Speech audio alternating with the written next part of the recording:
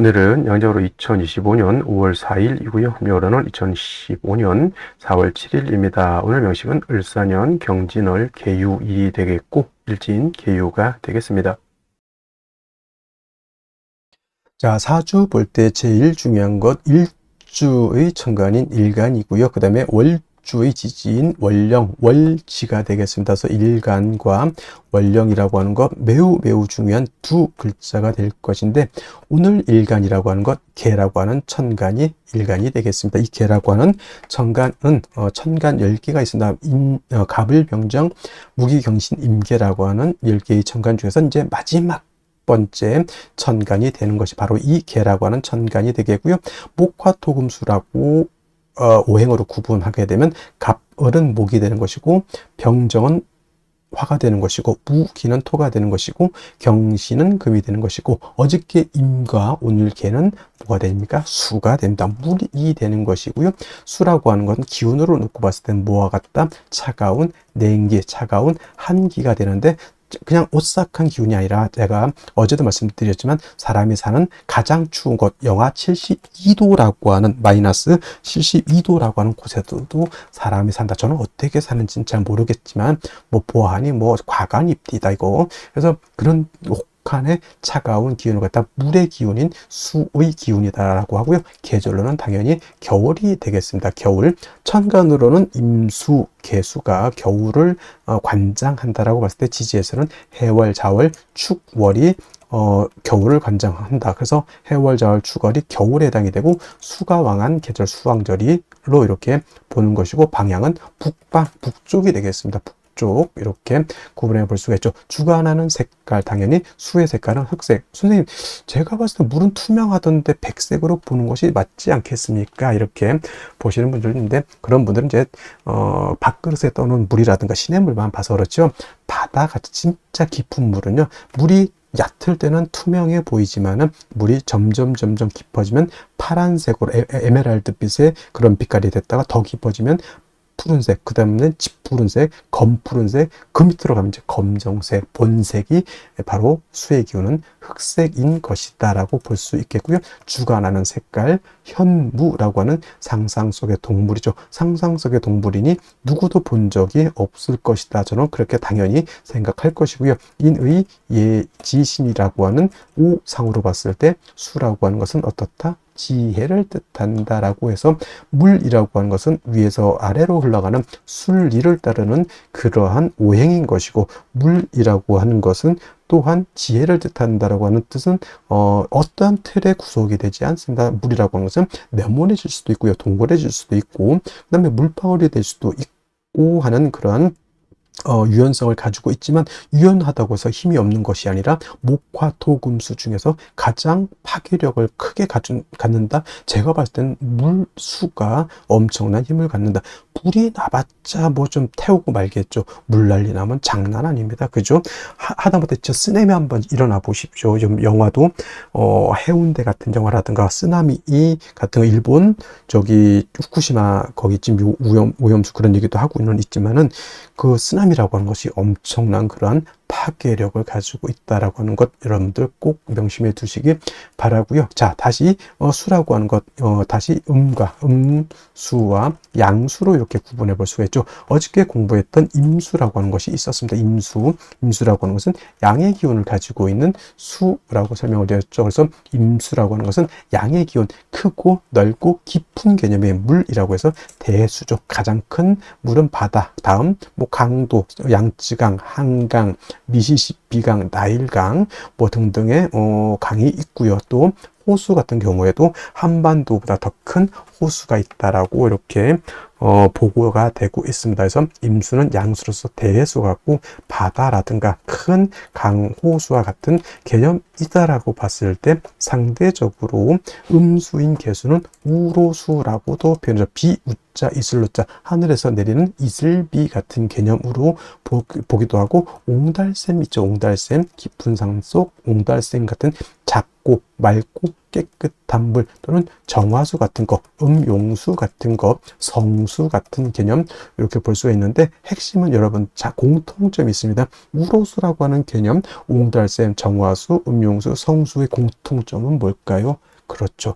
맑다라는 거예요. 맑다. 맑고 깨끗하다. 좀 유식하게 표현하면 청징하다, 청량하다라고 하는 것이 개수의 특징. 그러면 임수는 더럽습니까? 아니죠. 임수, 수라고 하는 것은 자체가 맑고 깨끗함을 좋아하지만 그 중에서도 임수와 개수라고 놓고 봤을 때 어떤 물이 더 깨끗하냐는 얘기죠. 깨끗함을 원할 때는 임수, 바다 안에는, 강 안에는, 호수 안에는 미역도 있고요. 뭐 흙탕물도 있을 수 있겠지만은 이 사람이 먹을 수 있는, 그래서 제가 음용수라고 비유를 하는 이유도 거기 있고요. 그 다음에 성수, 캐톨릭에서 쓰는 성수가 더러운 말이 됩니까? 이게 하늘의 기도를 드리는 정화수가 더러우면 되겠냐고요. 그래서 맑고 깨끗하다라고 하는 것을 강조하기 위해서 제가 이 음용수, 성수, 정화수를 비유를 들은 거고, 그 개수의 핵심은 바로 이 맑고 깨끗함에 있다라고 하는 것이 가장 큰 특징이다라고 여러분들이 꼭 기억해 두시면 되겠습니다. 자, 임수라고 하는 것 설명, 신왕했을 때 뭐라고 했습니까?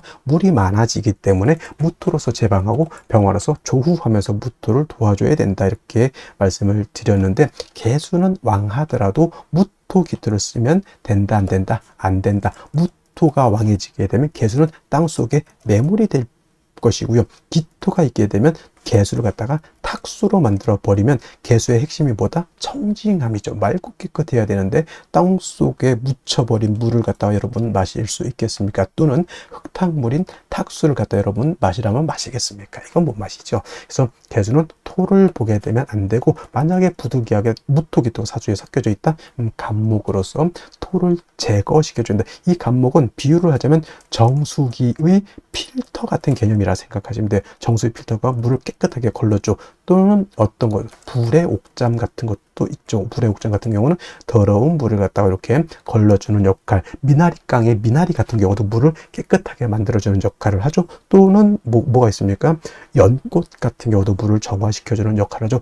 바로 이 간목이라고 하는 것이 그런 역할을 한다. 그래서 토가 있어서 물이 타게질 때는 간목으로서 그걸 제거시켜서 물을 깨끗하게 만든다라고 보시면 되겠고, 개수일간도 일간이 신왕할 때가 있겠죠. 물이 많아질 때가 있습니다. 그러면 임수같이 무토를 쓸 것이냐? 개수는 무토를 쓰면 안 되고요. 개수일간이 왕할 때는 반드시 병화를 쓰고 간목으로서 병화를 보좌해 줘야 된다. 왜 병화를 쓸까요?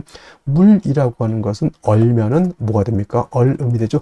물이 얼어서 얼음이 되면 마치 경금과 같이 되죠. 여러분들 물에서는 수영을 할 수 있는데 얼음 위에서는 수영할 수 없죠. 자칫 자빠졌다가는 팔이 부러지고 다리가 다치고 머리가 깨질 수 있습니다. 얼음 마치 경금화 되는 것이죠. 그래서 물은 얼면은 물로서의 용도가 떨어지기 때문에 물이 얼지 않도록 만들어줘야 된다. 근데 수라고 하는 건 뭐라고 했습니까? 임수든 개수든 수의 기운은 냉기, 한기라고 했죠. 영하 72도 제가 그래서 설명드린 겁니다. 물은 얼면 얼음이 되죠. 얼음은 금이 된다, 이렇게 생각하시면 돼요. 그래서 물에 영해지면 한기가 가중되기 때문에 반드시 화가 있어서 따뜻하게 녹여줘야 되는데, 이때 조후로 하는 화는 정화를 쓰는 것이 아니라 병화를 써야 되고, 개수가 왕할 때 병화를 쓸 때는 수극화해서 병화 자체가 약해지기 때문에 반드시 간목으로서 병화를 갖다가 도와줘야 된다, 생조해줘야 된다, 유식한 말로 좀 보좌관이죠. 보좌해줘야 된다, 이렇게 보시면 되겠습니다. 그래서 개수라고 하는 특징은 같은 수라 하더라도 임수를 왕하면 무토를 쓰지만, 같은 수이지만 음수인 개수는 토를 쓰는 것이 아니라 목화를 용신으로 쓴다라고 하는 것. 물론 개수도 무토를 쓸 수 있습니다. 왜냐? 언제냐? 예를 들면은 개수 일간이 해월이라든가 자월 같은 데 태어나서 임수가 천간에 만약에 투출했다? 이때는 무토를 쓸 수 있습니다. 이때 무토는 개수를 제하는 것이 아니라 투출된 임수를 제하기 위한 무토를 쓰는 것이고, 이런 경우에도 마찬가지로 무토 병화를 아울러서 써야 된다. 왜냐하면 수가 왕해지면 물만 많아지는 것이 아니라 한기가 발생해서 천하가 얼기 때문이다까지 여러분들 기억해 두시면은 개수에 대해서는 크게 바는 아니고, 역시나 용신, 개술가는 왕할 때는 용신은 병화, 간목, 간목, 병화를 쓰는 것이고, 임술관이 약한 경우도 있죠. 이때는 반드시 뭘 써야 된다? 금으로서 금생수, 수의 개수의 근원을 마련해 줘야 된다. 수원지를 만들어 줘야지 개수가 탁해지지 않는다. 임수는 큰 물이기 때문에 조금 수가 약해도 금방 증발되거나 약해지지 않지만, 개수는 우로수, 금방 뜨거워지거나 수가 근원이 없어지게 되면 금방 증발되거나 수원이 탁해집니다. 그죠? 그렇기 때문에 계속 물이 끊임없이 흘러줘야 되죠. 그래서 개수는 정화가 간목을 사시사철 필요로 하듯이 개수 또한 사시사철 금이 있어서 수원을 마련해 줘야 되는데, 개수는 정인인 경금을 좋아할까요? 편인인 신금을 좋아할까요? 이렇게 물어봤을 때 육친론을 배우신 분들은 당연히 경금이죠, 이렇게 말씀하시는 분들도 있겠지만은, 개수는 일간 개수의 특성으로 봐서는 신금을 더 좋아합니다. 왜냐하면 경금은 왕금이죠. 큰 금이고, 좀 경금은 원철과 같다 그랬죠. 좀 탁기가 있는 금이기 때문에 자칫 잘못하면 금다수 탁이 될 수 있기 때문에, 개수는 부득이한 경우가 아니고서는 신금으로서, 음금인 신금으로서 음생음의 공, 음생지공이라고 하죠. 그래서 개수는 음금인 신금으로 생겨줘야지 금도 깨끗하고 물도 깨끗해질 수 있다 정도 기억해 두시면 되겠습니다. 그러면 선생님, 개수, 요즘 신금 없으면 경금 못 씁니까? 아니, 당연히 일간 약한데 신금 없으면 당연히 경금 써야지요. 뭔 소리입니까? 그냥 둘 중에 있을 때 어떤 것이 더 좋냐 물어봤을 때 당연히 신금이지만은, 4월, 5월, 미월, 진술중 미월에 태어났을 때 일간 개수가 약하면 당연히 경신금을 구분할 필요가 없습니다. 그때는 일단 있는 거 끄집어 당겨 써야죠. 배가 고파서 지금 죽게 생겼는데 그때 뭐 죽인지 밥인지 가 구분할 필요가 있어요? 없어요. 일단 먹고 보는 것이, 그렇죠? 그래서 개수일간은 왕하면 병화 간목, 약하면 금으로서 개수를 생해주되, 일간의 특성상 양금인 경금보다는 음금인 신금이 더욱더 좋다. 이는 개수가 뭘 좋아하기 때문에? 청징함을 좋아하기 때문에 그렇다. 그래서 일간의 특성을 아는 것이 그만큼 중요하다는 것이 바로 이러한 것이 연유가 되기 때문에 그렇습니다. 자, 그러면 다음 개수일간이 태어난 월령에 대해서 알아보도록 하겠습니다.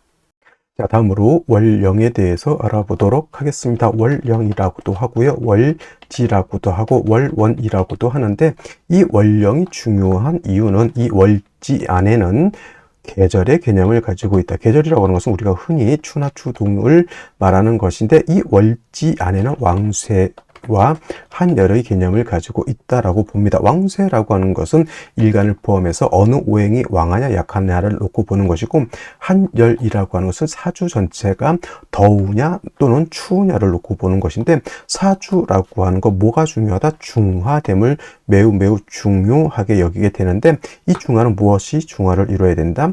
왕세와 한열이 중화를 이루어야 된다. 일간이 너무 왕해도 안 되고요, 또는 뭐 재성이라든가 관성이라든가 식상이라든가 또는 인성 또는 이런 것들이 너무 한쪽으로 치우쳐져서는 안 된다라고 하는 것. 그 다음에 한열이라고 하는 것은 사주가 너무 음습하고 너무 춥고 어두워서 안 된다라고 하는 것이고, 반대로 너무 뜨거워서도 안 된다라고 하는 겁니다. 그래서 이 왕세와 한열이 중화를 잘 이룬 사주, 부귀영화를 누릴 사주라고 본다라고 하면, 만약 이 사주가 왕세와 한열이 중화를 이루지 못했다, 비난하고 빈천한 사주가 될 수 있겠다, 이렇게 볼 수가 있는 것인데, 자, 지금 월령은 진월이 되겠습니다. 진월, 절기를 놓고 보게 되면 절기는 청명과 곡우로 이렇게 구분이 되는데, 중요한 것은 청명이 되어야지만 월이 바뀐다라고 하는 겁니다. 즉, 묘월에서 진월로 전환이 되려고 하면 청명이 되어야지만 묘월에서 진월로 넘어오게 되고요. 큰 틀로 놓고 보게 되면 인묘진이라고 하는 것은 동방에 속하면서 계절로는 봄이 됩니다. 인월 설명할 때 인월은 초춘이라고 해서 초봄이라고 말씀을 드렸죠. 초춘이 되는 것이고, 묘월은 중춘이 된다라고 했고, 지금 진월은 개춘이 됩니다. 개춘이라고 하는 것은 봄을 말하는 것이죠. 늦봄. 그래서 진월도 일단은 계절로는 봄이 된다라고 하는 것. 방향은 당연히 동방이니까 동쪽이 되는 것이고요.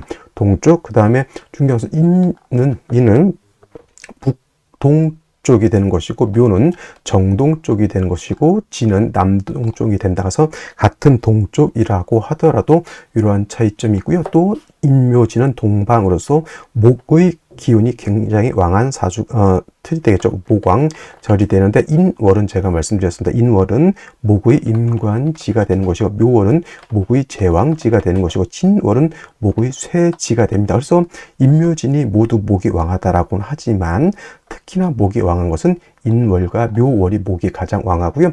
진월로 넘어가면서부터는 목은 점차 쇠락해져 간다라고 볼 수가 있겠습니다. 그리고 중요한 것은 진월만 놓고 봤을 때 진월은 토가 왕한 토왕절이다라고 하는 것. 그래서 진술축미월이라고 해서 이때는 사계월이라고 합니다. 사계월이라고 하는 것은 계절의 끝을 말하는 것이죠. 진월이라고 하는 것은 봄의 끝을 말하는 것이고 술월이라고 하는 것은 가을의 끝, 축월이라고 하는 것은 겨울의 끝, 그 다음에 미월은 여름의 끝이 됩니다. 그래서 이 진술축미월은 사계월이라고 보면서 환절기가 된다라고 보게 되죠. 그리고 진월은 토가 왕하면서 포태법으로는 목은 쇠지가 되면서 수가 여기가 수고라고 해서 수의 묘지가 된다라고 하는 것도 여러분 꼭 기억해 둘 필요가 있습니다. 그래서 예를 들어서 뭐 일간이 임수라든가 일간이 개수라든가 또는 타 천간에 뭐 임계수가 있을 때 진에 예를 들어서 임묘된다고 해서 수가 약해진다라고 이렇게 보시는 분들이 있는데 꼭 그렇게만 볼 것이 아니라 수가 진을 보게 되면 일단 통근할 수 있다라고 하는 개념을 꼭 염두에 두시고 그 다음에 진월은 변화가 좀 많은데 인묘진을 모두 갖추게 되면 이거는 인묘진 방합을 형성하게 되니 이건 목이 왕해지는 것이고 또 진월은 신자진 뭡니까? 신자진 수국을 형성할 수 있게 되죠. 그래서 지지로 진월에 신자를 봐서 신자진 수국을 형성하게 되면 이때는 또 수가 다시 왕해지는 그런 계절, 그 다음에 또 유금을 보게 되죠. 뭐 예를 들면은 유금을 보게 되면 진유 합금을 우리가 볼 수가 있겠죠. 진유 합금. 그래서 지지로 진유 금이 되게 되면 이때는 금이 다시 왕해지는 것이고 또 지지로 진토 말고도 다른 아까 말씀드렸던 뭐 술토라든가 축토라든가 미토를 보게 되면 그야말로 토가 왕해질 수도 있다. 그래서 여러분들 진월은 단지 토가 왕하다라고는 보지 마시고요. 인묘진 방합을 형성하게 되면 목이 왕해지는 것이고 신자진 수국을 형성하게 되면 이때는 수가 왕해지는 것이고 진유 합금을 하게 되면 금이 왕해지는 것이고 지지로 진술축미 토가 많아지게 되면 그야말로 토가 왕해진다. 이렇게까지 여러분들 진월을 잘 이렇게 분석해 볼 수 있는 그러한 안목을 갖추시기를 바랍니다.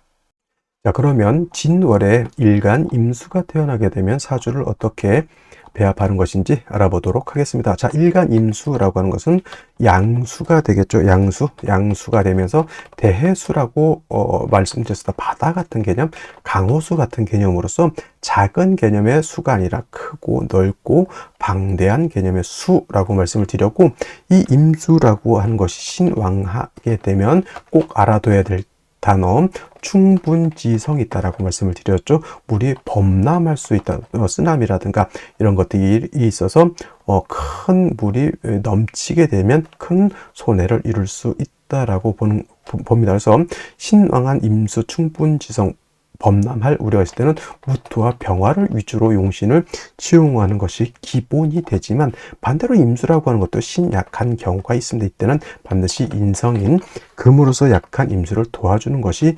필요하다라는 기본적으로 이 정도는 알아둬야 되는데 이러한 임수가 원령이 진월입니다. 진월은 물론 인묘진 동방으로서 목이 왕한 계절이다라고도 보지만은 자 진술축미월은 사계월이라고 해서 기본적으로 토가 왕한 계절이다라고 볼 수가 있죠. 중요한 것은 진토와 축토는 얘는 습토가 되는 거기 때문에 임수가 진월에 태어나거나 축월에 태어나게 되면 통근할 수 있다라고 하는 장점이 있는 반면 술월이라든가 미월 같은 데 태어나게 되면 이거는 건토가 되기 때문에 통근이 되지 않는다라고 하는 것을 여러분들 꼭 기억해 두셔야 되겠고요.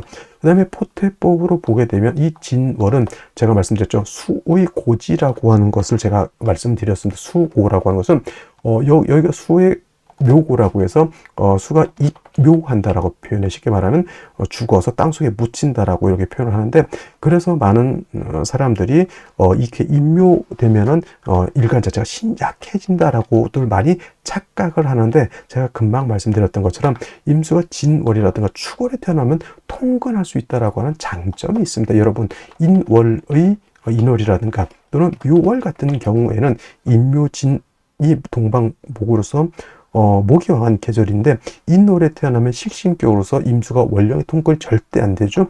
묘월도 목을 재앙지면서 임수는 사지가 되기 때문에 임수가 인묘월에 태어났을 때는 통근 자체가 되지 않는다라고 하는 것. 근데 진월은 월령의 임수가 통근을 가능하다라고 하는 겁니다. 그래서 임수가 인묘월에 태어났을 때보다 진월에 임수가 태어나게 되면 그래도 불약 정도는 된다, 이렇게 볼 수가 있는 겁니다. 그렇다 하더라도 관성인 칠살이 왕하기 때문에 왕한 칠살 임수를 극하게 되면 역시나 임수가 파극이 돼서 좋지 못한 그런 구조가 된다라고 볼 수 있죠. 그래서 진월에 임수가 태어나게 되면 먼저는 뭘 얻어야 된다? 간목인 식신을 얻어서 토를 갖다가 억제시켜줘야 된다. 만약에 이때 진월의 임수가 간목을 쓸 수 있다라고 하는 뜻은 뭐냐면, 임수가 진에 통근할 수 있기 때문에 능히 식상을 쓸 수 있다라고 하는 개념이고, 만약에 술을 할 때 제가 설명을 드렸는데, 술월 같은 경우에는 간목을 쓰되 먼저 간목보다는 경신금, 임수를 생해줄 수 있는 그러한 글자가 같이 필요하다. 물론 제 진월의 임수도 간목을 쓸 때 혼자 쓸 수는 없습니다만은, 역시나 술월은 임수가 통근이 안 되지만 진월은 일간 임수가 통근할 수 있다라고 하는 장점이 없지 않아 있다라고 하는 것. 그래서 임수가 진월에 태어나게 되면 능히 간목을 쓰고, 그 다음에 뭐 신금이라든가 경금 같은 것, 인성을 얻어서 임수의 수원을 마련해 주면 사주의 중화를 이룰 수 있다. 이런 경우에도 말씀드렸던 것처럼 뭐 여기서 자수를 얻었다, 이렇게 되면 자진합수가 되죠. 이런 경우에는 간목 병화를 쓸 수도 있는 경우가 되고요. 자진합수에서 수가 왕해지게 되면 무토 병화를 쓸 수도 있게 되는 겁니다. 그래서 월령을 갖고 놓고 봤을 때는 간목 신금, 간목 경금을 쓰지만, 이렇게 신자진 수국을 형성한다 그러면 무토 병화를 능히 쓸 수도 있게 되는 것이고, 그다음에 인묘진 방합을 형성하게 되면 간목을 치용하는 것이 아니라 경금을 먼저 치용해야 되는 그런 국세가 될 수도 있겠다라고 하는 것. 그래서 사주를 볼 때는 기본 원칙을 알고 난 연후에 사주가 어떻게 구성이 되느냐에 따라서 좀 융통성 있게 사주를 바라볼 수 있는 안목이 필요하다라고 볼 수 있습니다. 그래서 진월의 임수는 간목을 먼저 쓰고, 경금이라든가 신금 같은 거, 경금보다 신금이 조금 더 좋을 것입니다. 왜냐하면 경금을 잘못 쓰게 되면 이 간목을 파해버리기 때문에 경금보다는 신금을 얻는 것이 조금 더 나을 수 있겠다라는 말씀을 드릴 수가 있겠습니다. 자, 다시 오늘의 명식을 살펴보도록 하겠습니다. 자, 제일 중요한 건 일간, 계수 일간이 되겠고요. 계수 일간이 태어난 월령 진월이 되겠습니다. 사주로 볼 때는 항상 일간이 어떤 일간이냐, 그 다음에 그 일간이 어느 월령에 태어나느냐를 반드시 살펴보셔야 되겠고요. 세 번째로 격국과 용신이라고 하는 개념도 살펴볼 필요가 있겠습니다. 자, 격국이라고 하는 것, 사주의 틀 또는 사주의 구성을 보는 것으로서 사주 8글자가 어떻게 구성이 돼서 상호간의 견제와 균형을 이루고 있느냐를 보는 것이 격국을 본다라고 하면, 용신이라고 하는 개념, 사주 8글자 중에서 이 사주를 모할 수 있는, 중화시킬 수 있는 가장 핵심적인 요소를 용신이라고 합니다. 그래서 격국과 용신 매우 중요한 개념이 되는데, 특히나 좋은 사주냐 또는 나쁜 사주냐를 봤을 때 중화가 잘 되었느냐, 중화가 되지 못했냐를 놓고 가늠해 볼 수가 있겠습니다. 자, 그러면 용신이라고 하는 것은 과연 무엇을 중화시키는 것이냐를 봤을 때 바로 두 가지 개념, 왕세와 한열이라고 하는 개념이 있습니다. 왕세라고 하는 것, 왕상휴수라고도 하는데, 사주 8글자 중에 있는 목화토금수라고 하는 오행 중에서 어느 오행이 왕하고 어느 오행이 약하냐를 보는 것이 바로 이 왕세가 되겠습니다. 그 중에서도 가장 중요한 것은 일간이 왕하냐 약하냐가 가장 중요한 의미가 있죠. 왜냐하면 일간이라고 하는 것, 이 사주로 끌고 가는 주인공과 같은 것이고 한 나라의 임금과 같은 존재이기 때문에 일간이 너무 부족하다라고 하면 사주를 끌고 갈 수 있는 힘이 부족하다라고 볼 수 있죠. 그래서 일간이 너무 약하면 인성 또는 비견겁지로서 일간을 도와주는 것이 필요하고, 일간이 어느 정도 세력을 얻었다라고 하면 식상이라든가 재성이라든가 관성으로서 조화를 해줄 필요가 있게 됩니다. 그래서 왕세를 통해서 사주의 왕량을 보게 되는 것이고, 여기서 나오는 용신이 바로 억부용신이 되겠습니다. 억부용신, 억은 누른다라고 하는 개념이고 부는 도와준다라고 하는 개념으로서 일간이 약하면 일간을 도와줘야 되는 것이고, 일간이 왕하면 일간을 통제해야 된다. 이건 비단 일간뿐만 아니라 목화토금수라고 하는 오행 중에서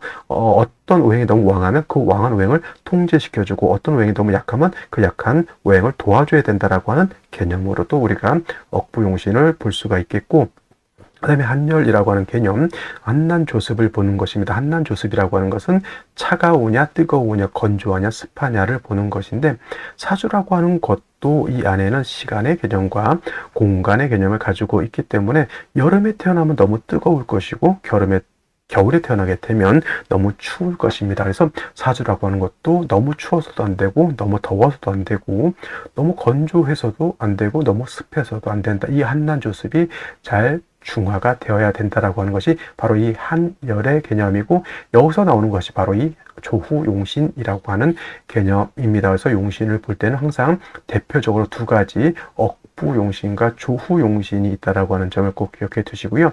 그 다음에 격국과 용신이라고 하는 개념도 역시나 일간과 원령이라고 하는 토대 위에서 살펴볼 수가 있겠습니다. 자, 일간 개수 음수가 될 것이고요. 월지 있는 진토는 양토가 되겠습니다. 음수가 양토를 봤죠. 대 양의 관계. 근데 토와 수의 관계는 토극수의 관계가 되겠습니다. 월지 있는 진토가 일간인 개수인 나를 극한다.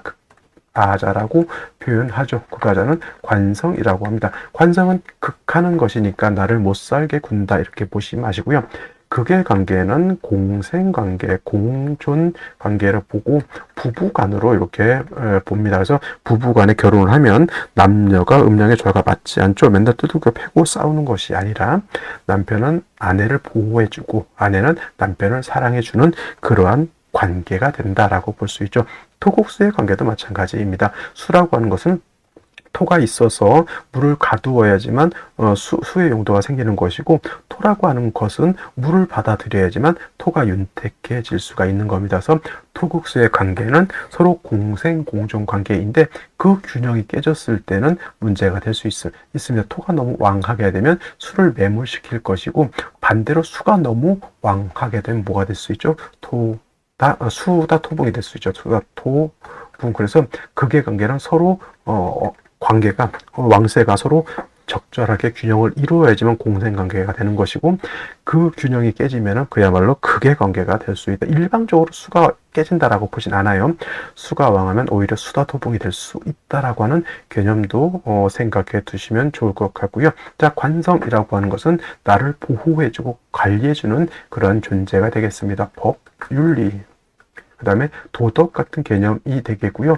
여자한테는 남편도 해당이 될 수가 있겠고 직장도 해당이 될 수가 있습니다. 지금 말씀드린 것은 법, 윤리, 도덕, 남편, 직장 이런 개념은 순작용입니다. 관성의 순작용을 말씀드렸고, 역작용이 있을 수 있습니다. 관성이라고 하는 것이 역작용으로 나타나게 되면 질병이라든가 도적 이라든가 적군 같은 개념, 관제구설, 송사 같은 개념으로도 나타날 수가 있게 되는 것인데, 그래서 이거를 갖다가 둘로 한번 구분해 보자는 얘기죠. 정관과 편관으로 이렇게 나눠볼 수가 있겠고, 편관은 달리 칠살이라고도 표현하는데, 정관은 바른 정자죠. 바른 관청 같은 개념이 되니 정관은 순작용으로 봐서 도덕, 윤리, 남편, 직장 같은 개념으로 본다고 하면 편관칠살은 균형이 깨진 역작용으로 봅니다. 그래서 질병, 도적, 적군, 관제, 구설, 송사 등등으로 보죠. 그래서 관성이라고 하는 것을 둘로 나눠놓고 정관은 좋은 것이다, 편관은 나쁜 것이다 이렇게 보기도 하지만은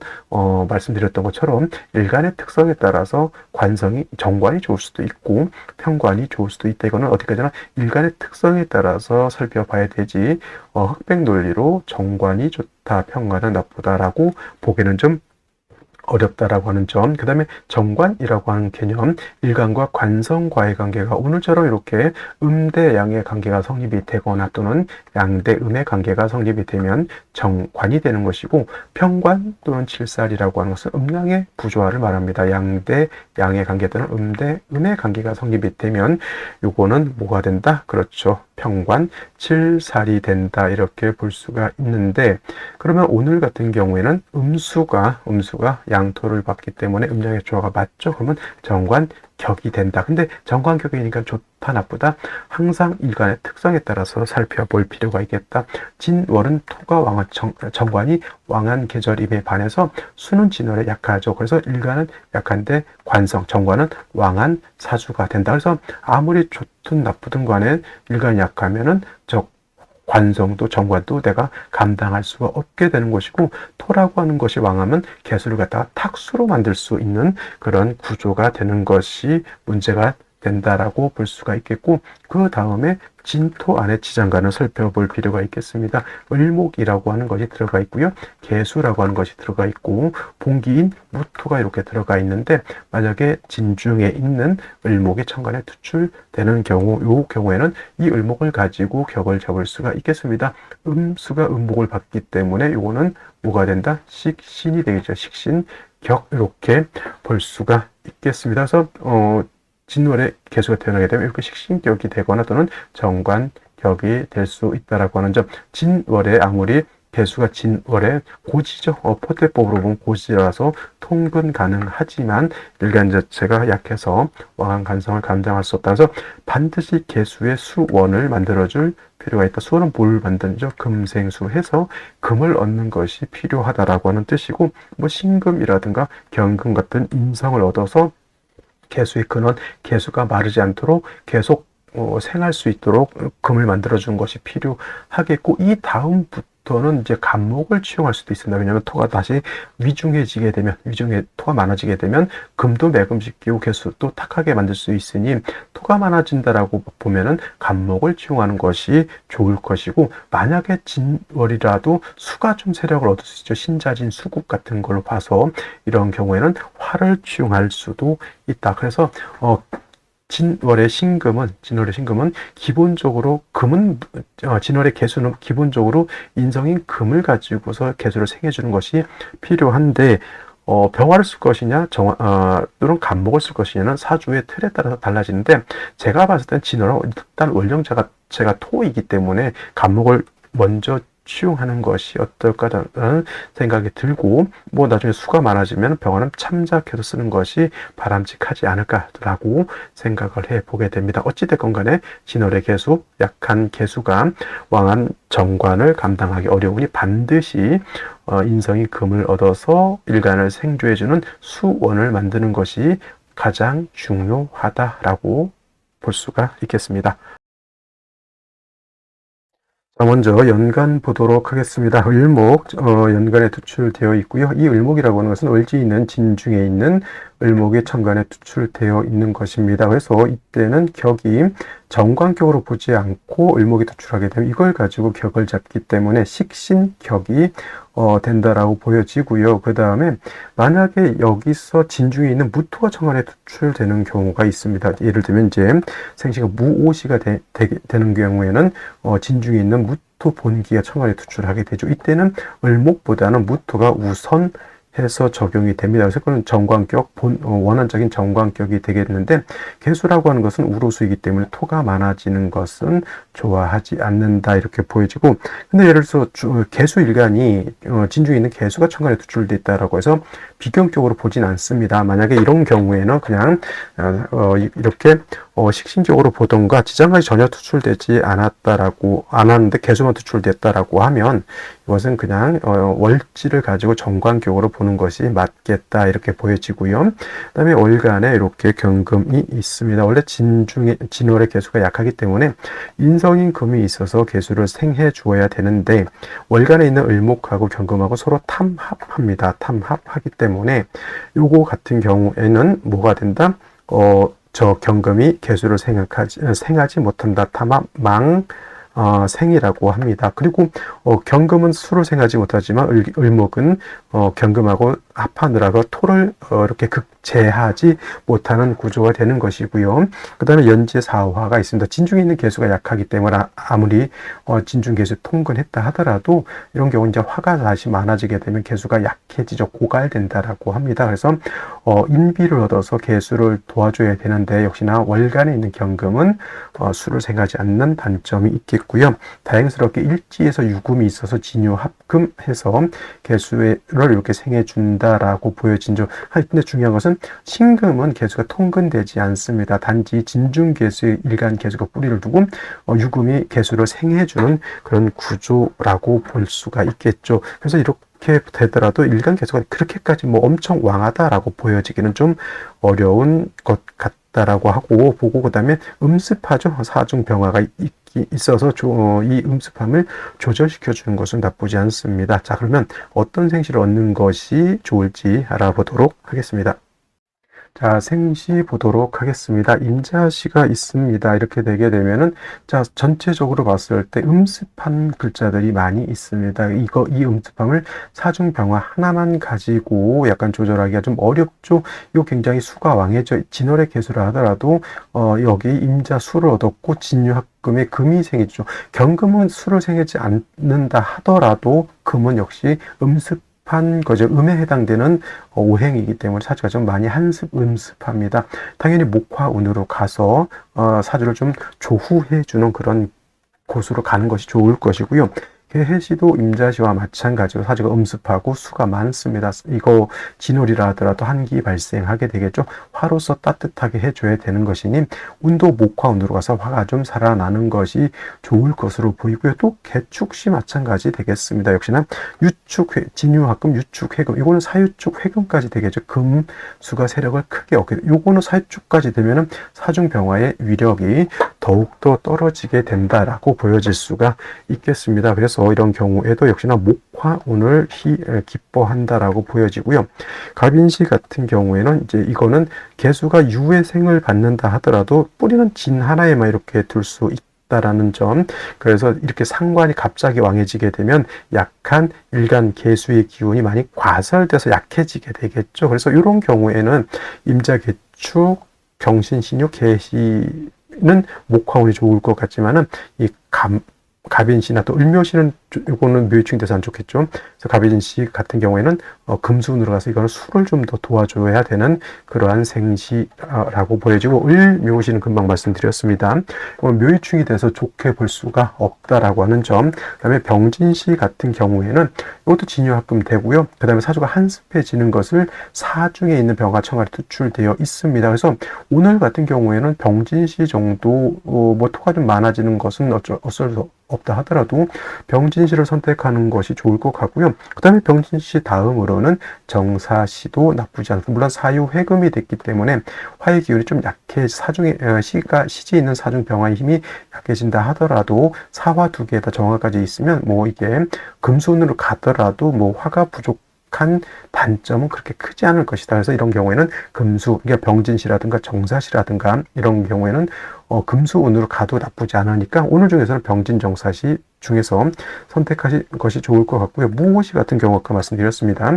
이거는 이제 진중에 있는 무토가 청활이 투출되어 있고요. 무토는 5사에다 통근하죠. 이거 토가 너무 왕하기 때문에 개수를 매몰시킬 수다. 기미시는 기토가 기미시 기토가 요 개수를 극해버리고 이렇게 되겠고요. 그게 좋지 못한 얘기고, 경신시는 다시 이거는 이제 이 유금은 일간 개수가 뿌리를 둘 수 없다 하더라도 지지에 있는 신금은 개수가 뿌리를 둘 수 있습니다. 왕금이 개수를 생각, 오히려 이거는 진월의 개수라 하더라도 금 다 수탁이 될 수도 있는, 금이 너무 왕해진 그런 구조. 그러면 이런 경우에는 화로서 금을 갖다가 억제시켜주는 것이 좀 필요하겠다, 이렇게 볼 수가 있는 겁니다. 그래서 이런 경우에도 목화운으로 가는 것이 좋다. 근데 운의 흐름으로 봐서는 목화운이 그렇게 길지 않다는 얘기고 이후로 다 금수운이기 때문에 제가 봤을 때 아까 말씀드렸던 것처럼 병진시나 정사시 정도 선택하는 것이 좋지 않을까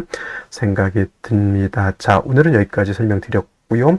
내일 5월 5일 얘는 또 절기가 바뀌게 됩니다. 그래서 입하가 되겠죠. 입하. 그래서 입하 내일 설명을 드리면서 또 을사년 입하에 대해서 이제 알아보도록 하겠습니다. 자, 저는 내일 또 찾아뵙겠고요.